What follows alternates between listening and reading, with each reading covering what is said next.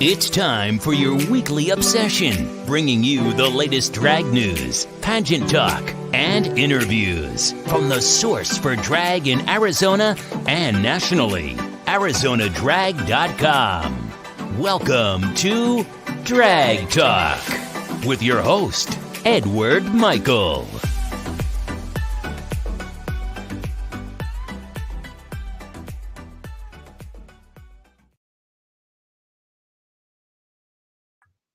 Good evening, ladies and gentlemen, and a welcome to ArizonaDrag.com Drag Talk Live.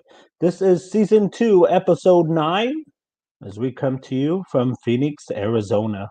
On tonight's episode, we'll be joined by Lady Wood of Phoenix, Arizona, as well as Mr. Gay, USofA at Large La'Darius Mirage Jackson from Houston, Texas. They'll join us a little bit later on tonight in the episode. But right now, like we always do, let's get started with some drag news. Girl, the shade of it all. Off. I've had it with you. Go the home. I've had it officially. I'm back again. But that was a choice. Choices.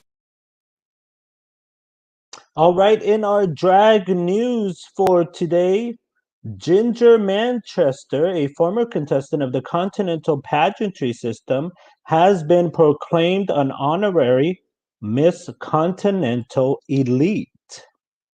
The announcement came via the Continental Pageantry System's social media page on Sunday, April the 4th.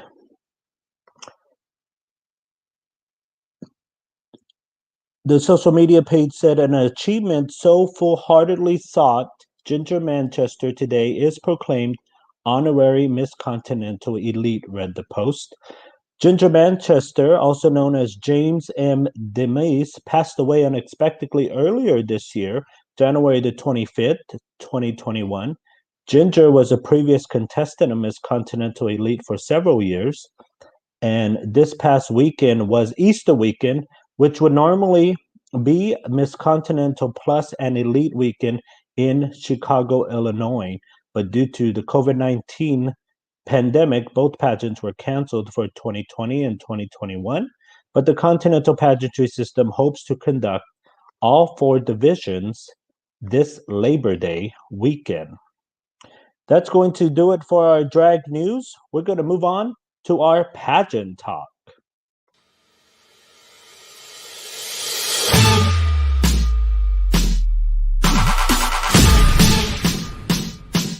I'm gonna get that crown. Let's move around. Let's take our bodies to I'm gonna get that crown. Arms, legs, snatch. I'm gonna get that crown. Get the crown on, girl. Get the crown on, girl. Get the crown on, girl. I'm gonna get that crown. It's mine. It's mine. It's mine. It's mine.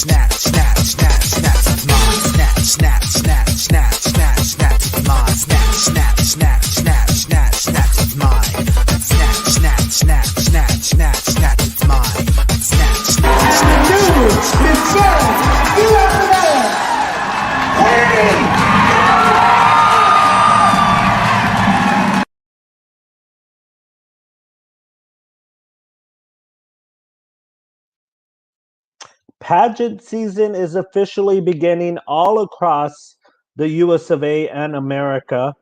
Both systems, as well as other systems, are ready to go with their individual pageants. But let's talk about the Miss Gay USofA at Large pageant. The Miss Gay USofA at Large pageant has canceled its national pageant for the second year. In a statement posted on the social media page, they said, "We have concluded that we will not be able to produce a safe and enjoyable pageant with sufficient time for preliminary pageants in 2021. Waiting until 2022 will give us enough time for vaccinations to work and for folks to recover. The new dates will be September 21st, 22nd, and 23rd of the year 2022, and the pageant will be held inside the world-famous Rose Room in Dallas, Texas." Moving on, the Queen Pageantry System has announced their dates for the national pageant. It will be held December 12th, 2021. The Rise of the Royals, The Legacy Continues, will be held in New Orleans, Louisiana, which will honor King Vincent and Queen Gabrielle. For more information on Queen Pageantry System, you can visit queenpageantrysystem.com. Right here in Arizona, the Miss Gay Western States America pageant has been announced. This will be a regional pageant to Miss Gay America, which will be held in January in Little Rock, Arkansas. Miss Gay Western States America honoring Fifi Dubois will be held Saturday, May the 29th, 2021 at Cobalt Bar in Phoenix, Arizona. Now, tickets did go on sale and sold out within 24 hours, but promoters did say that seats may become available at a later date. ArizonaDrag.com will be in the house for Miss Gay Western States America. And as always, you can count on us for your pageant coverage. Finally, last week, we reported about the Miss Glamorous pageant. Well, today, the Miss Glamorous Pageantry System has announced that an error in the scoring was made, causing a tie for the second alternate position. Now, this announcement came via the Miss Glamorous social media account, and it stated that the scoring tabulator and head judge had made an error in contestant Layla LaRue's scores. This error caused a tie for the second runner-up position, and it was announced on the night of the pageant that contestant Nicole Love Dupree was the second alternate winner. And to our understanding, that would put Nicole Love Dupree out of the top 3 position now. So here's the statement that was posted this morning from Miss Glamorous. It's saying the Miss Glamorous Pageantry System would like to bring everyone's attention that our scoring tabulator and head judge made an error in Layla LaRue's scores and actually had her place tied for second runner-up. We are deeply sorry for this error and we want to give her recognition. Layla LaRue will have placement money, entry for next year, and flight paid for the mistake. Now, with that being said, earlier on Tuesday morning, the contestant himself, Layla LaRue, posted his own statement announcing that the error had caused her to tie for first runner-up, but due to pageant rules and the tiebreaker rules, which ties are broken based on the highest score in talent, caused her to be placed as second runner-up. We're going to post the statement for you to see from Layla LaRue. The statement read, which was posted to her official social media channel, that he was letting his friends and fans know about the error so that transparency can be shown and judges get the recognition for recognizing the efforts of his team. The statement also went on to read that she does not hold the pageantry system liable. Mistakes do happen, and that she is honored to be second runner-up. You can read more about that online at arizonadrag.com inside our news and highlights section of our website. That's going to do it for our pageant talk. We're going to take a quick commercial break, and we'll be back with one of our special guests from Phoenix, Arizona. Lady Wood will join us. We'll be back in just a moment.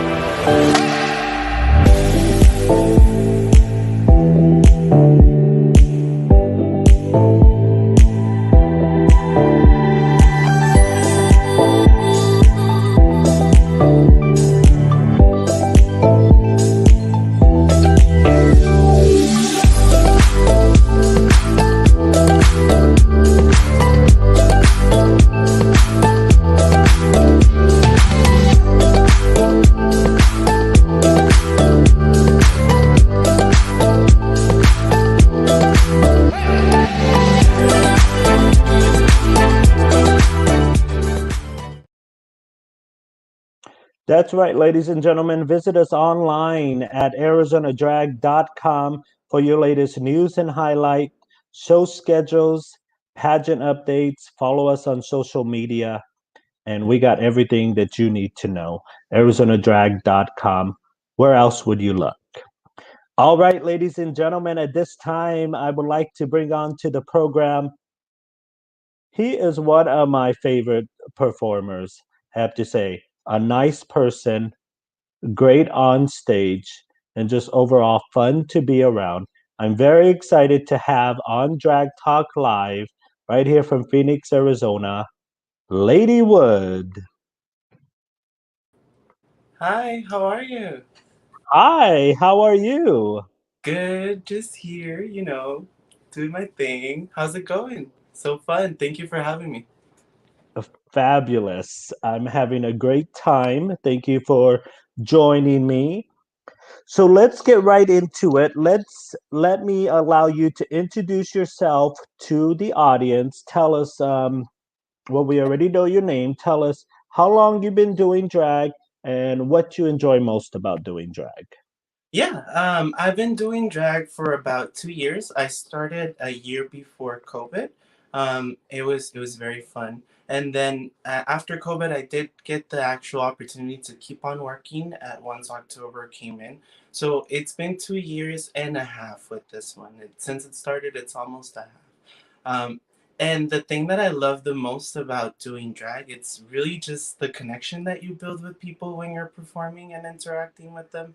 I love that. I love to build those nice interactions and connections, not just on the stage, but outside of it, so that when you see me, you know that you're welcome to my show. That is awesome. All right, so let's get right into it. Now tell me, what was your first experience with drag? When did you see it for the first time? Oh wow. The first experience I had with drag, it was back when I was about 14 years old. I had an auntie that owned the local gay bar in Mexico, and she let me sneak in to see the show because I was very curious. And there was this performer that his name is Giovanni. I got the chance to know him later on throughout the years, but he does this artist named Paulina Rubio.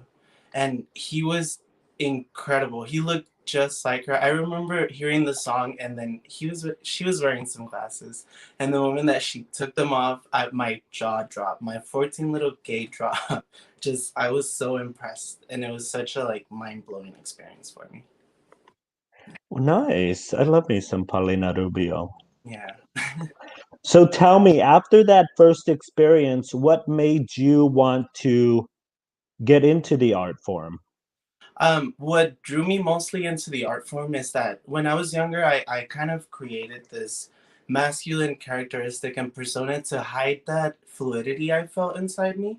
I wasn't like really sure how to express it, and the area that I was at was not like maybe the best place to express myself in that way. So I oppressed it with my masculinity, all my feminine thoughts and like behaviors, and I kind of, even though it was to fit in with the crowd and be able to be part of the group, I really embraced it to be really masculine, but I always knew that there was like this really feminine and strong side to me that I kept from people. And when I had the chance to do it, I thought, well, now that I feel this way and that I'm capable of like accepting myself, why don't I put it on the stage? I'm a performer, it's the best thing I can do. Let me just put what I feel on the stage and let people see what I see through just performing. So that's kind of like what attracted me to doing the whole art. It was just to be able to show what I could be without just having to be a masculine boy or where I was brought up from, and it was like the perfect escape. It was just everything I loved about femininity, and it was the chance to show it. So where were you brought up from? Because you said it wasn't probably the best place. Yeah, I was in Mexico at the time, and I was surrounded, and I was raised through the Catholic Church, and I went through Catholic school, so it wasn't that accepted. I did have a lot of family that were part of the community, but it was still sort of quiet because it was a different time. They were accepting towards me, but it was difficult for them because they weren't brought up to understand where I was at. Yeah. Now, do you remember the first song you performed? Oh yeah, my first ever performance was. I still do it till today and age, and I feel like it's one of my best numbers. It's John Wayne and These Boots Are Made for Walking. I keep on doing it every year because I feel like every time I do it, I put my heart into it more. And when I show it on the stage, every time I do get that video of it, because my friends always record me, I just see myself improving and growing. And I love to see that. There's also another one that was called Toba. It's Disco Tits, and that one was a little bit more personal to me because at the time I was feeling like a party freak. So it's that one, but overall I consider because those two were together in that set, it's definitely John Wayne and These Boots Are Made for Walking. Nice. And what was the first stage you performed on? It was at Stacy's at Melrose. Thank you, Ben Addiction, for giving me the chance to perform there. Shout out to Ben Addiction. Oh, oh. And tell me, how did you get your name, Lady Wood? Well, I was sitting there trying to figure out, okay, am I really gonna do this? What do I want to portray? And when I came up with just kind of what I wanted to show people, I was listening to Toba Lo, and there was an album that she has. It's her first album, and it's called Lady Wood. And I love Lady Gaga, so it made sense for me that I was gonna be portraying gender fluid art to call it a lady boner. I was like, what is hotter than a lady boner as a gender fluid artist? So I thought that kind of really felt what I was going to be showing and my attitude at the moment, and that's how I came to be. All right. So I have a clip here. Let's see if we could put it on the screen. Okay. Let's see. Oh, can we put it on the screen? This is live television. You're okay. Okay, let's see if this is going to work. Let's give it a shot. All right, here we go. Let's see. You see yourself? Yeah, I can. Okay, let's play a little bit of this.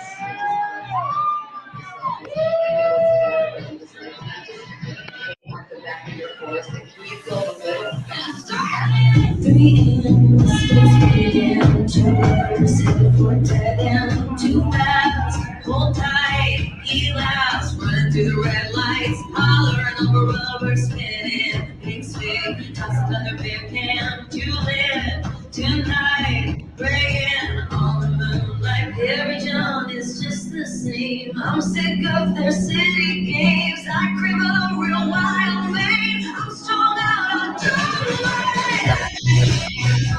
on All right.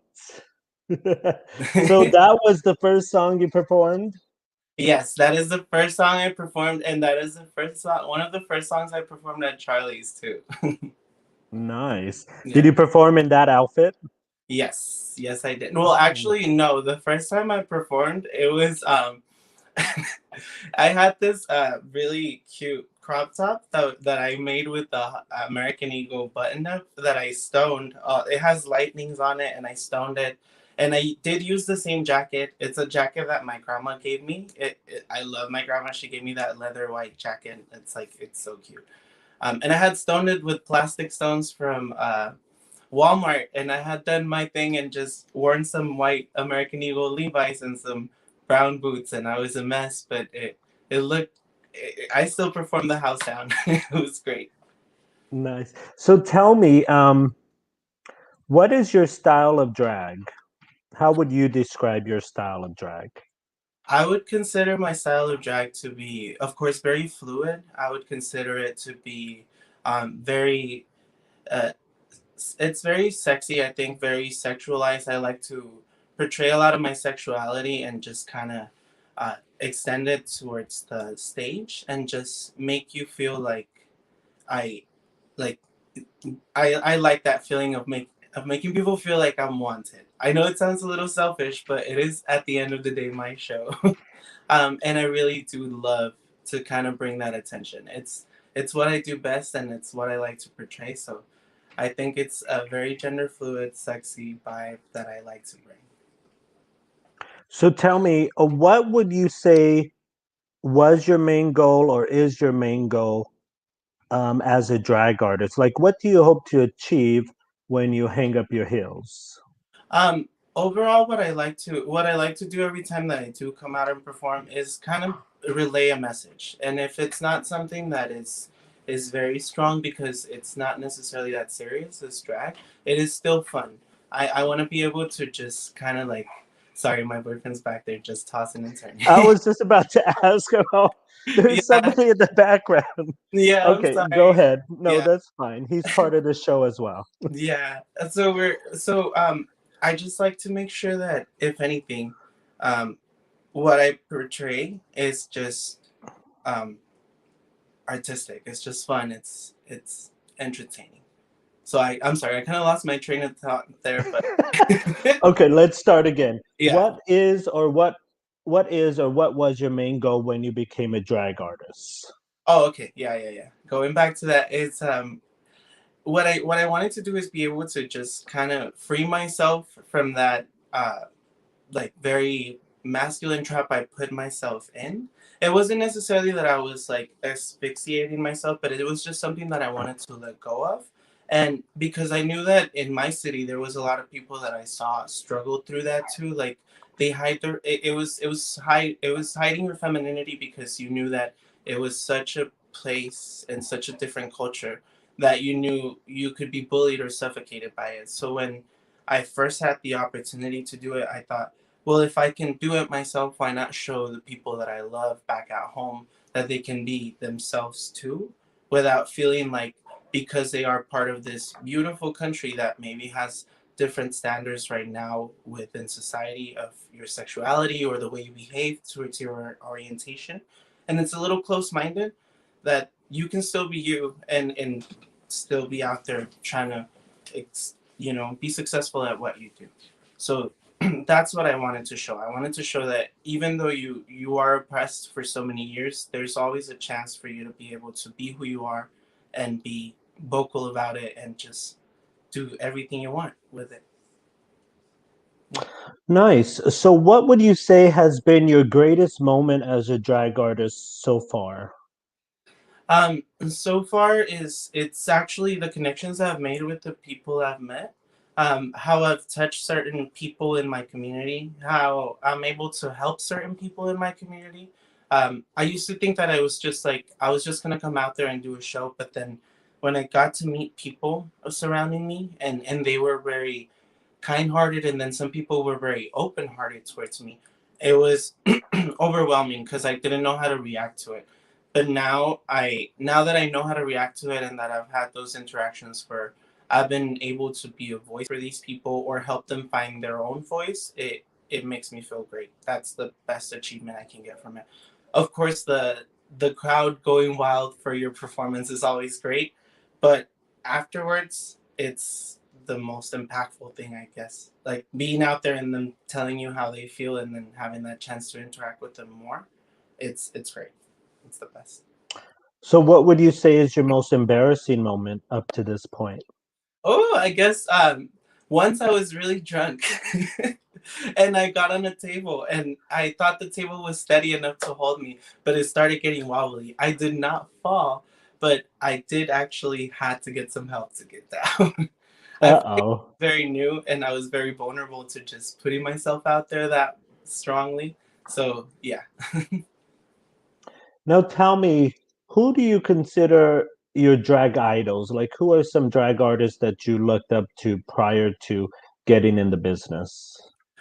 Prior to getting in the business, it was mostly I did of course see a lot of Drag Race, and I knew a lot of the queens that I looked up to. So for me, it was I was very interested in the Bianca Del Rios. I was very interested in um, before it was Tyra, Tyra Sanchez. She was like so young and she was doing so much at her age. She was 21 and she had already won Drag Race.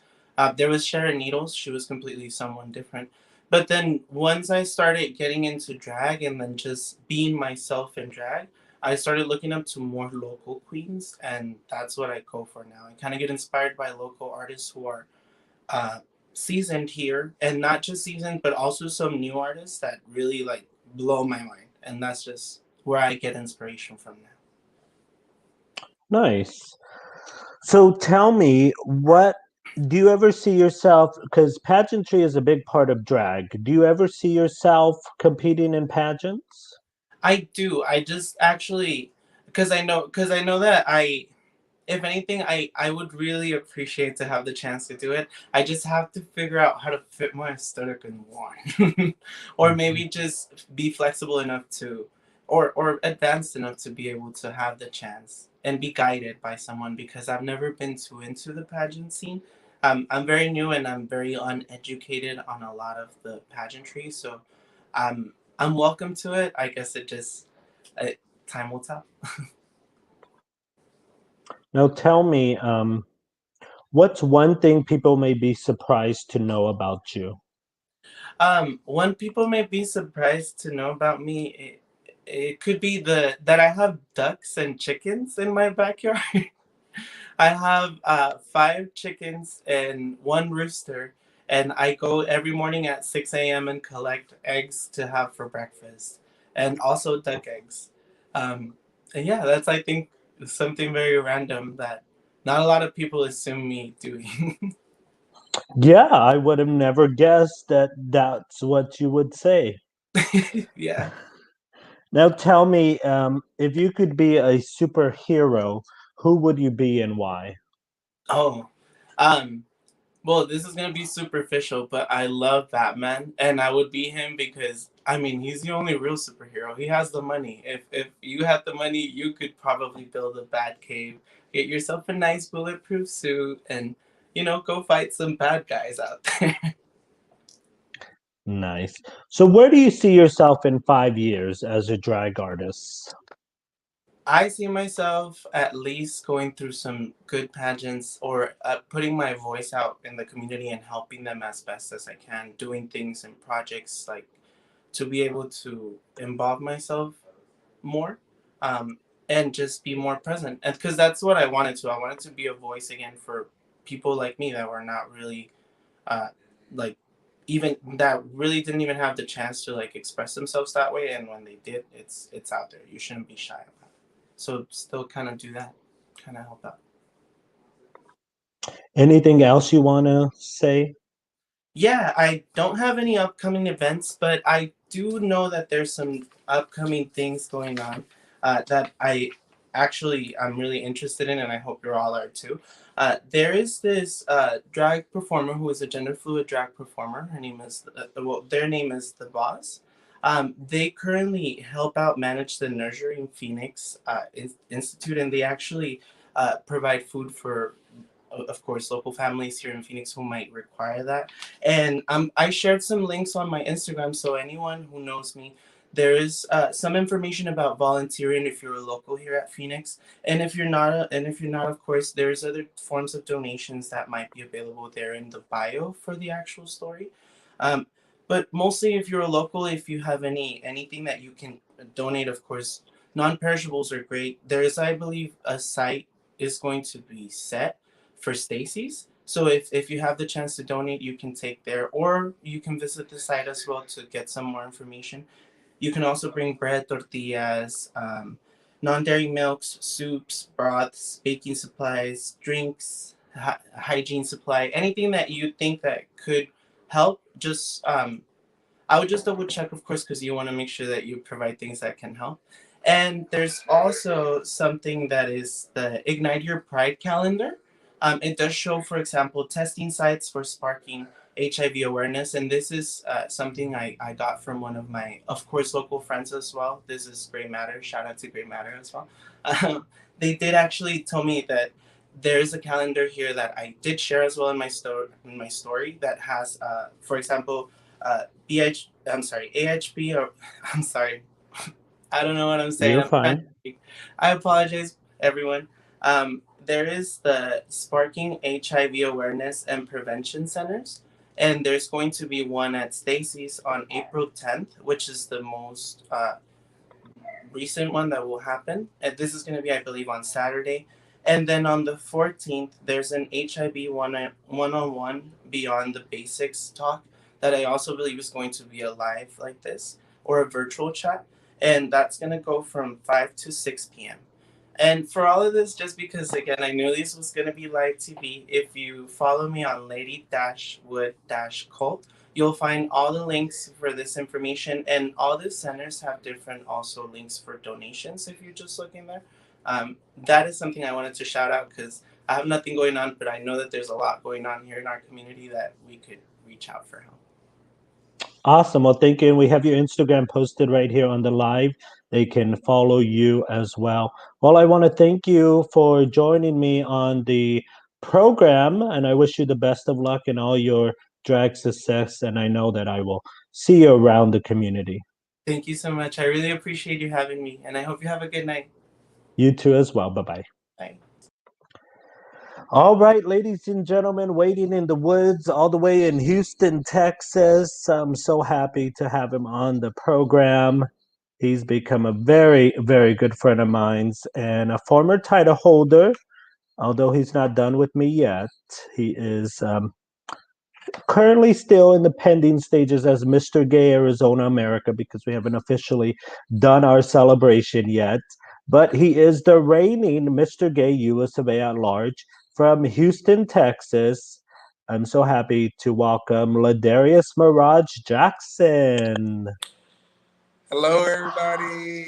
Hello. Hi, how are you, sir? I am good. How are you? I'm doing fantastic. I know that I only have you for a few moments. Excuse So, my appearance, you guys. I'm actually at work and doing some rehearsals as well. So, excuse my appearance, but I had to be on this show. I had to be here with Edward. I love this man to death. He's not going to be able to get rid of me. When I give the title up, I'm going to still be bugging him, okay? I love it. So, talking about dance rehearsals and getting ready for things, one thing I wanted to talk to you about is your reign as Mr. Gay USofA at large because your prelims are about to start up again. Yes. So, talk to us about that. We're going to put up an image here about your prelims. Yes, so I'm very, very, very excited. I was able to get Robert Delgado in California to buy Mr. Gay California USofA at large and regular because I wanted to help out my brother Roman as well, and I also wanted us to have another prelim together. And Robert was gracious enough to do it. And if anybody is watching this and you want to compete for that one, it's going to be on July 3rd. That one is July 3rd. Where exactly is still to be announced. And then we just put on the calendar, which I'm so excited about this, is Mr. Gay Missouri USofA at large. And that prelim flyer will be coming out hopefully by the weekend. We just confirmed that date, which is going to be June 18th. Nice. So I know that you've had a unique reign as Mr. Gay USofA at large, especially during a global pandemic. Yes. How have you been able to handle that and still be present to keep these contestants motivated to want to compete? Everyone knows me being an open book. I try to be an open book for everyone. I want you to be able to come to me about anything and everything, but I also want you to be able to see what I'm doing, where I'm going to be, and things of that nature. At the beginning of the pandemic, I did reach out to a few people just to, message some of the contestants and, see how they were doing and everything. And my life was in shambles during this pandemic. And then having COVID on top of that, I didn't want to do anything. It became a really, really, really hard time for me.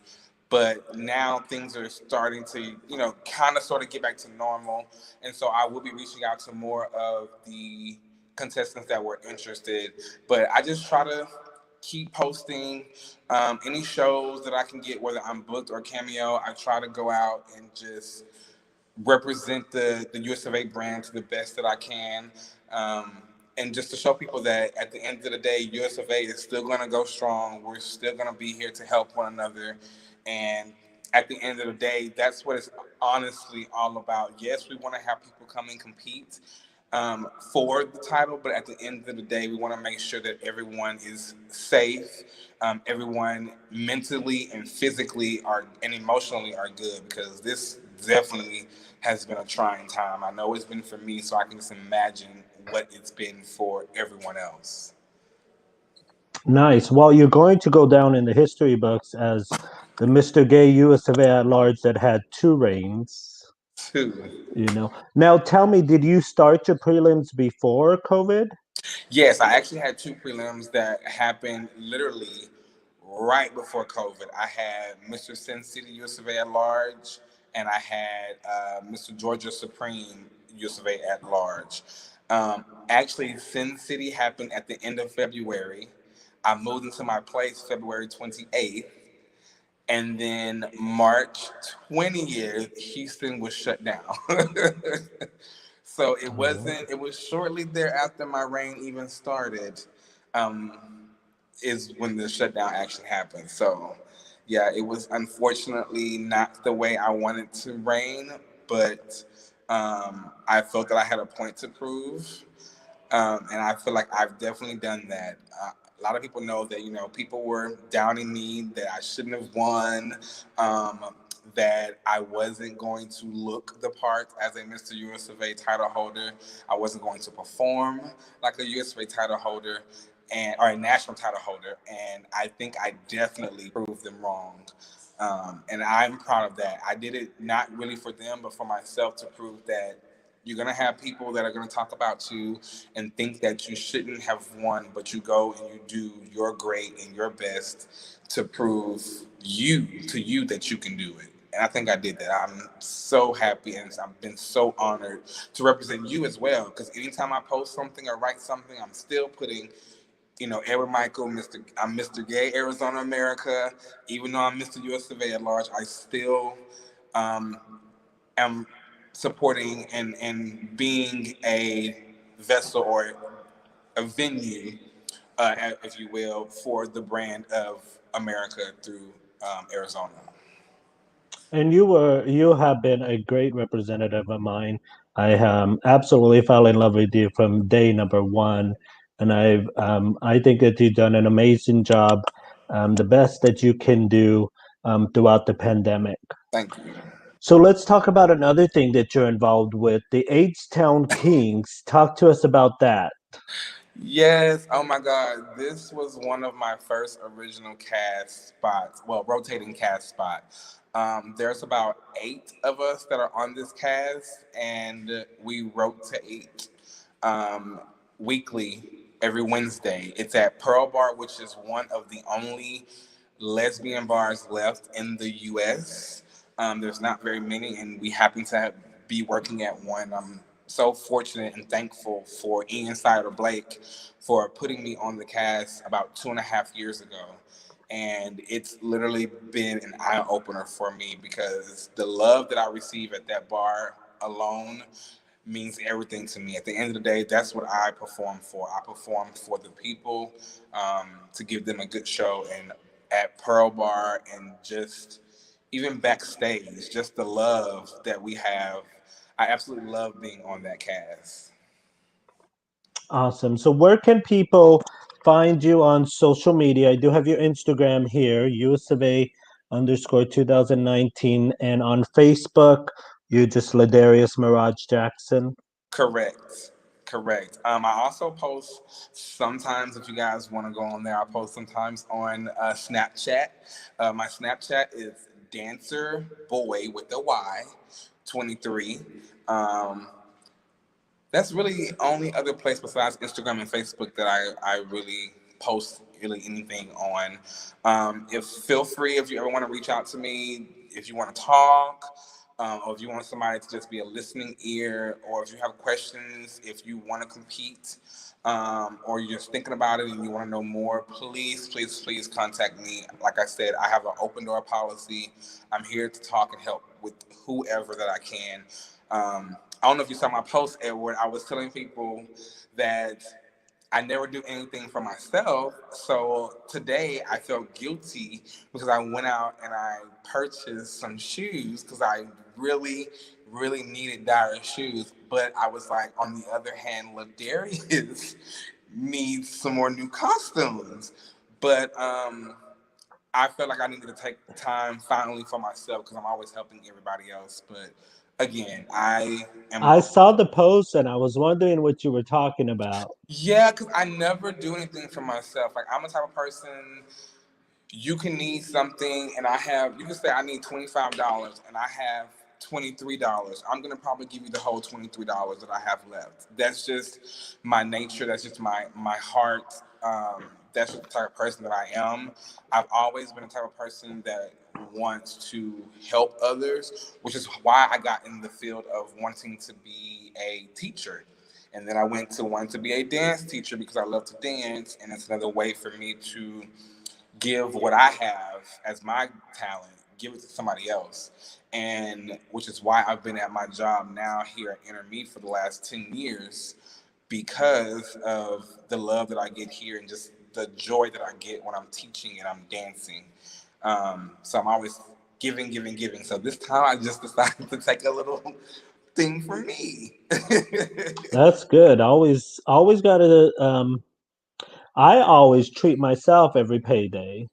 You know, if I need a little manicure, if I want to go get a little Dairy Queen, or I want to go out to eat, you got to treat yourself for working so hard. Right. So that's great. And we will have you in Arizona here soon. We're working out those details. You're going to be here for an entire weekend as we schedule our Mr. Gay Arizona celebration ceremony. And you'll be out at various venues as well. Anything else you want to say? Because I know you have to get back to work. No, seriously, y'all, and I'm learning this myself too. Love yourself despite what anybody says about you. At the end of the day, you're gonna have haters. If your name is in their mouth, then you're doing something right. And I'm learning that by being Mr. Gay USofA at large, because I had a lot of haters when I started. And look at me now. I'm going to be the longest reigning Mr. Gay USofA at large. And I've still been visible. I've still been helping other people. I've still been choreographing for people, dancing for people, and showing my absolute support, even when I'm not on cast or at a show. So just be out there, love and support one another, you guys, because this is the time that we need that love and that support and that camaraderie between all of us. So just remember, love, love, love. And with that being said, I love you, King, and I will talk to you soon. Thank you for taking the time to be on the program. Absolutely. I wouldn't want to miss it. All right. I'll talk to you soon. Thank you. Yes. Bye, y'all. That was La'Darius Mirage Jackson, Mr. Gay USofA at large. And yes, he will be here in Arizona to entertain you all. Hopefully a little bit later on this month. We are working on those details as Arizona starts to open up a little bit more. Well, that's going to do it for this episode of Drag Talk. Again, follow us on social media. And for the latest news and highlights, you can always visit us online at arizonadrag.com. So until next week, I bid you all a farewell. Stay safe, wash your hands, wear your mask, and love one another. Good night. Thank you for joining us for this episode of Drag Talk. For the latest news, pageant updates, and interviews, visit us online at arizonadrag.com and follow us on all social media platforms. Thank you for listening, and we'll catch you next week for more Drag Talk.